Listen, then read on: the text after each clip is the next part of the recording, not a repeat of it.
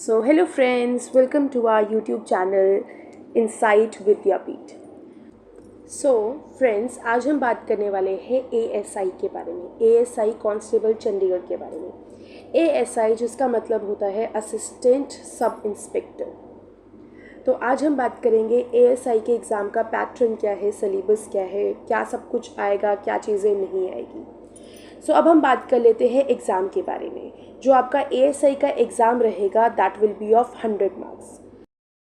जो आपका एएसआई का एग्ज़ाम है वो है दो पार्ट में divide, that is tyre 1 and tyre 2। जो टायर 1 है that is of 50 marks and जो टायर 2 है that is also same of 50 marks. जो आपका टायर 1 रहेगा वो पूरा का पूरा ऑन ऑब्जेक्टिव। ऑब्जेक्टिव का क्या मतलब होता है? ऑब्जेक्टिव का मतलब होता है जिसमें आपको एमसीक्यूज आएंगे। जो पार्ट आपका ओएमआर शीट में सॉल्व होता है, दैट मीन्स आपको ऑप्शंस दी जाएगी and you just have to circle the correct one. Now come to tier number 2। जो टायर 2 है वो भी 50 मार्क्स का होता है एंड जो टायर 2 है that is descriptive based. Descriptive का मतलब होता है जिसको हम बोल सकते हैं नॉर्मल, सब्जेक्टिव भी बोल सकते हैं, दैट मीन्स रिटन एग्ज़ाम। इसमें जो आपका एग्ज़ाम रहेगा वो पूरा रिटन फॉर्म में रहेगा। अब हम बात कर लेते हैं टायर नंबर 1 की। टायर नंबर 1 जो कि है आपका एमसीक्यूज बेस्ड, जो आपका पेपर होगा ओएमआर शीट में। तो इसमें नेगेटिव मार्किंग भी है। टायर 1 में आपकी नेगेटिव मार्किंग है। अगर एक क्वेश्चन गलत होगा तो उसकी 0.25 नेगेटिव मार्किंग है। बात करते हैं ऑब्जेक्टिव। ऑब्जेक्टिव पार्ट में डिफरेंट आपको सब्जेक्ट्स होंगे। फॉर एग्जाम्पल, जो फर्स्ट सब्जेक्ट होगा वो होगा जनरल नॉलेज का, second will be of computer knowledge, third will be of reasoning और we can also say IQ, fourth will be of ethics and last होगा आपका numerical ability, that means your maths. So ये सारे सब्जेक्ट्स आपको tier number 1 में आएंगे। Now come to tier number 2। Tyre number जो 2 है दैट इज़ डिस्क्रिप्टिव। जैसे हम ऑलरेडी बात कर चुके हैं, टायर नंबर 2 में रिटन एग्जाम आपको आएगा। जो डिस्क्रिप्टिव है वो भी दो पार्ट पे डिवाइड होता है, दैट इज़ लैंग्वेज ऐसे एंड लैंग्वेज स्किल्स। अगर बात की जाए लैंग्वेज ऐसे की, जो लैंग्वेज ऐसे है उसका जो एग्ज़ाम रहेगा that will be of 30 marks and language skill के बारे में बात की जाए तो लैंग्वेज स्किल का एग्ज़ाम रहेगा आपका 20 मार्क्स का। नाउ लैंग्वेज ऐसे में डिफरेंट आपको लैंग्वेजेस आ जाते हैं, like Punjabi, English and Hindi. It depends upon you कि आप कौन से लैंग्वेज में कंफर्टेबल हो, कौन से लैंग्वेज में आप एग्ज़ाम देना चाहते हो। इट्स पंजाबी, हिंदी, इंग्लिश, जो भी आपको कंफर्टेबल लगता है, जो भी आपकी लैंग्वेज रहेगी, रीजनल लैंग्वेज रहेगी, उसमें आप ये लैंग्वेज ऐसे का एग्ज़ाम दे सकते हैं। Now come to language skills. जो आपका लैंग्वेज स्किल का एग्ज़ाम रहेगा वो प्रॉपरली इंग्लिश बेस्ड होगा, उसमें आपको प्रॉपर इंग्लिश आएगी। तो मेरा जो सब्जेक्ट है दैट इज़ इंग्लिश। तो आज मैं आपको इंग्लिश के बारे में बताने वाली हूँ कि लैंग्वेज स्किल में, लैंग्वेज स्किल्स के पार्ट में आपको क्या क्या टॉपिक्स आने वाले हैं। हमें ये तो पता है कि ग्रामर आएगी, बेसिक चीज़ें आएगी, बट बेसिक चीज़ें में टॉपिक्स कौन से जो हमें पढ़ने हैं, अब हम उसके बारे में बात करते हैं। फर्स्ट हम बात करते हैं ग्रामर की। जो फर्स्ट पार्ट में बताने वाली हूँ that is your grammar part. तो ग्रामर पार्ट में जो फर्स्ट टॉपिक आता है that is of sentences. Sentences जिसका मतलब होता है ग्रुप ऑफ वर्ड्स, जो कि बहुत इंपॉर्टेंट है।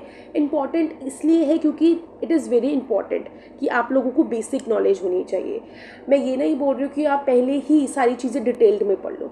सबसे पहले इट इज़ वेरी इंपॉर्टेंट कि आपको बेस पता होना चाहिए, आपको ABCD आनी चाहिए इंग्लिश की, then only you can do CAT CAT BAT BAT etcetera, right. Second जो आपका सेकेंड टॉपिक है दैट इज़ ऑफ आर्टिकल्स। जो आर्टिकल्स होते हैं, आर्टिकल्स क्या होते हैं? आर्टिकल्स हम लोगों ने 9th में भी पढ़े होंगे, राइट। 9th में भी आर्टिकल्स का टॉपिक आता है, 9th 10th में भी। आर्टिकल्स होते हैं आपके A and the. A and the are your articles. ये है आपके आर्टिकल्स के टॉपिक, ये है आपके articles. Next topic is of parts of speech. Basically parts of speech, इसका मतलब ये नहीं है कि हम स्पीच के बारे में बात करें, नहीं, हम पार्ट्स के बारे में बात करें कि जब हम एक सेंटेंस फॉर्म करते हैं तो क्या क्या टॉपिक्स यूज़ किए जाते हैं, क्या क्या ग्रामर की चीज़ें हम यूज़ करते हैं, that is your parts of speech. So basically there are total 8 parts of speech. यहाँ पर टोटल इंग्लिश में टोटल 8 पार्ट्स ऑफ स्पीच होते हैं.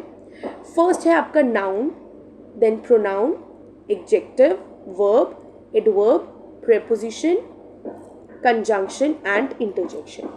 Now come to first one, that is noun. So nouns क्या होते हैं? Nouns are your naming words, जिसको हम संज्ञा भी बोलते हैं हिंदी में. Naming words.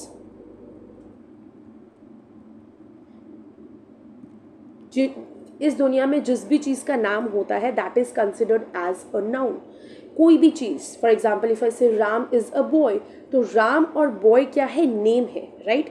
तो ये दोनों ही वर्ड्स क्या हो जाएंगे? हमारे नाउन हो जाएंगे.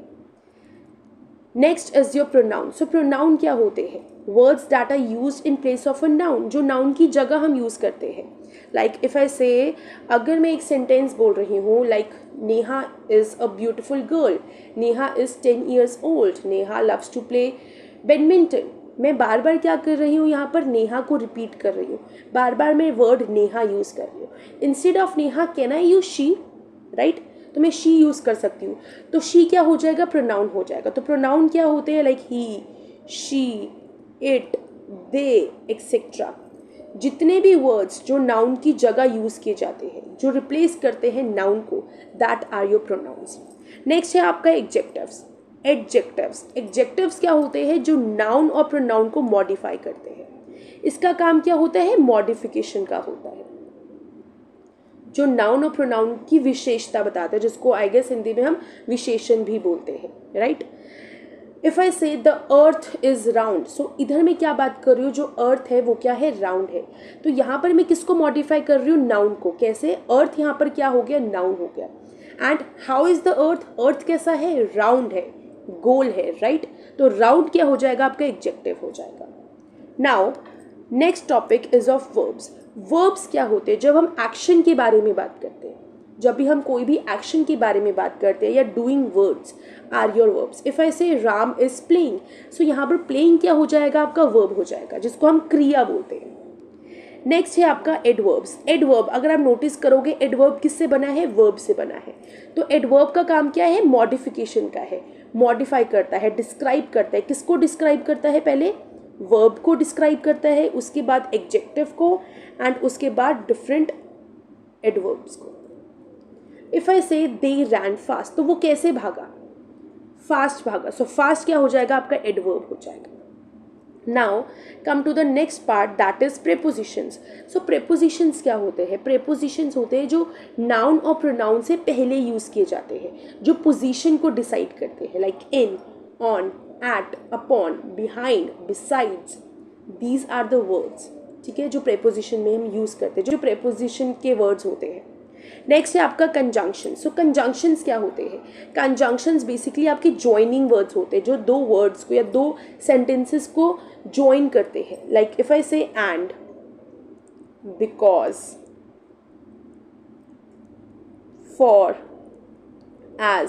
सो these are the words which comes under your conjunction. ये सारे वर्ड्स होते हैं मोस्टली. लास्ट टॉपिक जो आता है पार्ट्स ऑफ स्पीच का, विच इज़ वेरी सिंपल, जो बहुत बेसिक है, बट आपके सिलेबस में नहीं है. इंटरजेक्शन का एक ऐसा पार्ट है, इंटरजेक्शन एक पार्ट्स ऑफ स्पीच का ऐसा पार्ट है जो किसी भी कॉम्पिटिटिव एग्जाम में नहीं आता है. सो इंटरजेक्शंस क्या होते हैं? जो हमारे सडन फीलिंग्स को एक्सप्रेस करते हैं. Like if I say oh, wow, hurray, hurrah, hip hip hurray. So these are the words जो इसको हम इंटरजेक्शंस बोलते हैं. नाउ नेक्स्ट टॉपिक है, वो है टेंसेस का. टेंसेस क्या होता है? टेंसेस होता है काल, जिसको हम हिंदी में काल बोलते हैं. मतलब जो किसके बारे में बात करता है? जो टाइम के बारे में बात करता है. फॉर एग्जाम्पल मैं कोई काम कर रही हूँ, वो किस टाइम पर कर रही हूँ? अभी कर रही हूँ, वो काम हो चुका है, या मैं करूँगी. That is your tenses. Tenses 3 type के होते हैं, present, past and future. Clear? So next topic है, that is of voices. So voices क्या होता है? वॉइसेस होते हैं हमारे active and passive voice. And voices जो वॉइसेस का टॉपिक है वो सिर्फ हम तब ही सॉल्व कर सकते हैं अगर हमें टेंसेस के रूल्स आते हैं तो, नहीं तो बहुत मुश्किल हो जाएंगे वॉइसेस समझना। नेक्स्ट है आपका रिपोर्टेड स्पीच, जिसको काफ़ी स्टूडेंट्स नरेशन के नाम से भी जानते हैं। रिपोर्टेड स्पीच होता है एक्टिव एंड अब हम बात करेंगे रिपोर्टेड स्पीच। रिपोर्टेड स्पीच होता है जिसको काफ़ी बच्चे नरेशन के नाम से भी जानते हैं। रिपोर्टेड स्पीच का मतलब होता है डायरेक्ट एंड इनडायरेक्ट स्पीच। तो ये भी हम सिर्फ तभी सॉल्व कर पाएंगे अगर हमें टेंसेस अच्छे से आते हैं तो।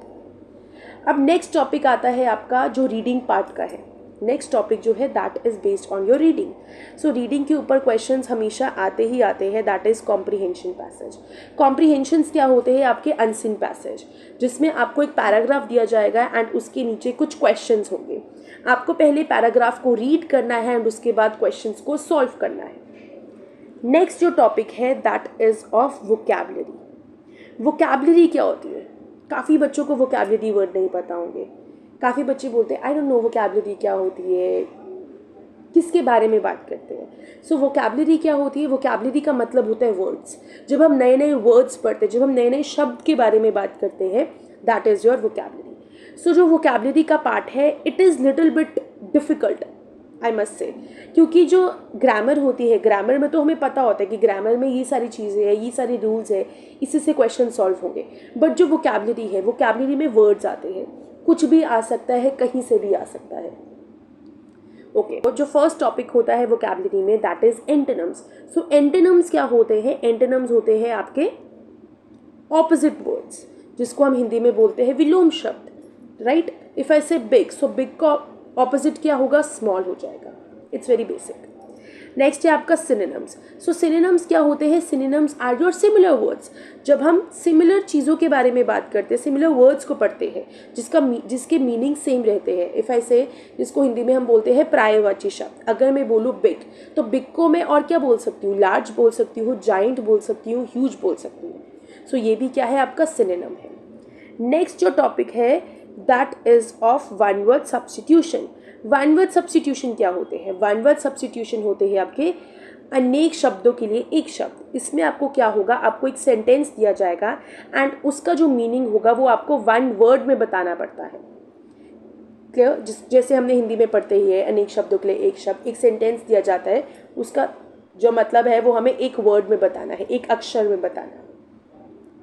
लास्ट जो टॉपिक है that is very interesting, that is idioms and phrases. Idioms and phrases vocabulary का आई मस्ट से एक ऐसा पार्ट है जिसको पढ़ते हुए जिसे पढ़ने में एक्टिव टॉपिक होता है।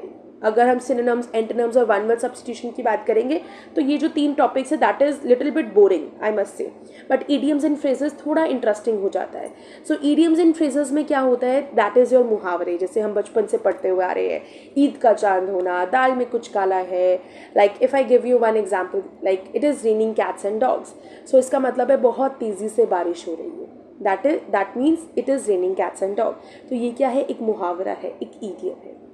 सो ये सारी चीज़ें थी। So it's the end.